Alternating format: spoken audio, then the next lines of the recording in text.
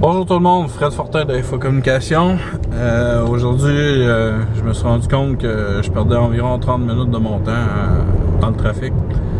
Et j'ai décidé de prendre ce temps-là pour essayer de faire des capsules vidéo. Je me suis acheté un petit support pour mettre dans mon windshield, tout ça. J'ai pas besoin de tenir rien, je regarde en avant. Je suis désolé si je peux pas regarder dans la caméra. En gros, j'ai décidé de parler hier de cold emailing parce que j'ai fait un cours cette semaine, puis ça m'a porté fruit dès la première journée que j'ai commencé à utiliser les techniques. Donc, en gros, hier j'ai parlé que comment faire un sujet qui rapportait. Aussi les 3-4 phrases 3-4 phrases maximum dans le corps de votre email, et aussi utiliser un ton amical.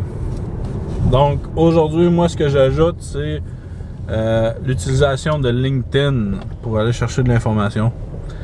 Donc quand on a un compte LinkedIn régulier, on est un petit peu restreint dans les informations qu'on peut aller chercher, mais l'essentiel est tout là, je crois. Si vous avez un compte premium, c'est sûr que là, vous avez accès à tout. Un compte premium, ça coûte 89 $ par mois. Si vous payez pour l'année au complet, on peut s'en tirer pour environ 45 $, je crois. Avec le compte gratuit, on peut pas aller chercher, mettons qu'on cherche une job pour biochimiste. On est biochimiste, puis je me cherche une job pour en biochimie. Je peux taper recherche biochimiste, mettons. Et là, on peut voir tout ce que les gens ont écrit par rapport à un emploi en biochimie, etc. C'est un exemple que je donne comme ça. Donc, puis avec le compte premium, ben dans le fond, on a accès à tout ça. Fait que, en gros, ce que je voulais dire, c'est que par rapport au cold emailing, un truc que je peux donner, c'est d'utiliser du référencement. Donc, si vous aviez une personne en tête à contacter dans une entreprise X, vous allez sur sa page LinkedIn, puis vous ce que vous faites, c'est que vous regardez dans l'encart People also viewed. Je vais essayer de mettre un petit screenshot pour vous montrer c'est où. Dans cet encart-là, vous allez voir les personnes en lien avec la personne avec qui vous vouliez contacter.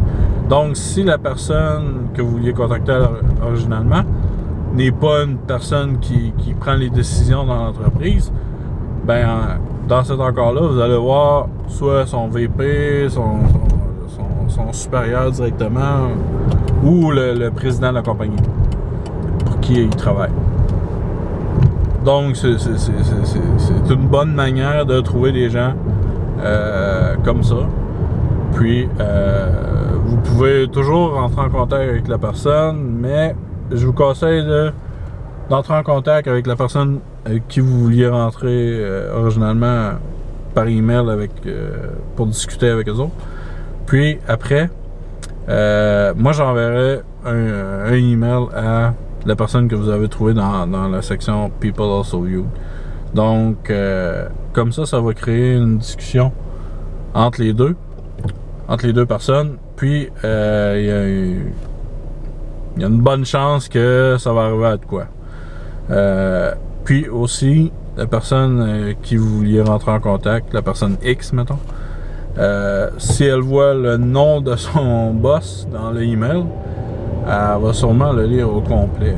Donc, ça serait un petit peu mauvais que la personne ne lit pas un email concernant son patron. Donc, de cette manière-là, on s'assure que on va prendre soin de ce que vous dites. Puis, il y a plus de chances que ça arrive de quoi que d'écrire un email présentant juste nos services et ci et ça. Avec LinkedIn, je vous conseille aussi de faire peut-être un historique de la personne avec qui vous voulez contacter. Des fois, si on regarde personne X, elle a travaillé dans la compagnie X et elle travaille dans la compagnie X, mais dans le passé, elle a travaillé pour compagnie YZ.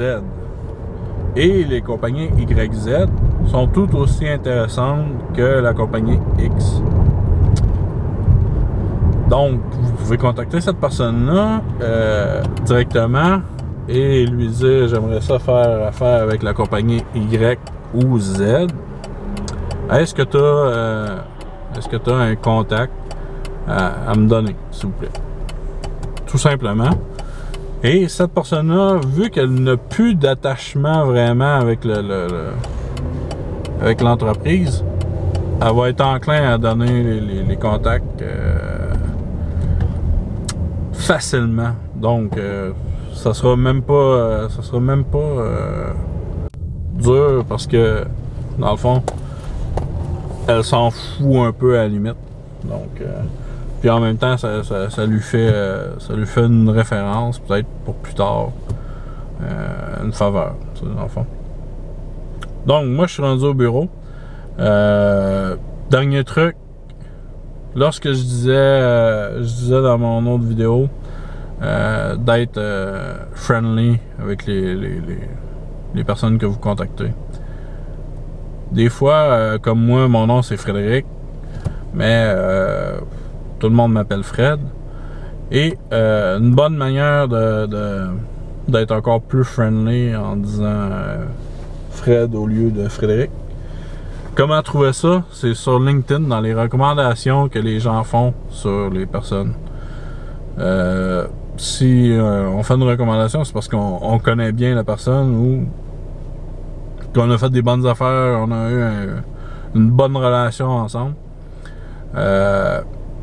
Si les gens utilisent Fred au lieu de Frédéric dans les recommandations, utilisez donc Fred aussi.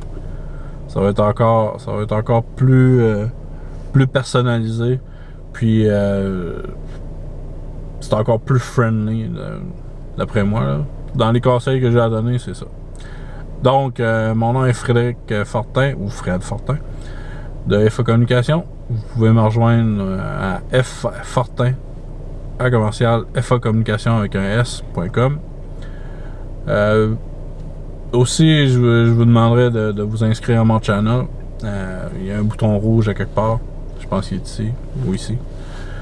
Et sur ce, merci beaucoup de m'avoir écouté. Bonne journée.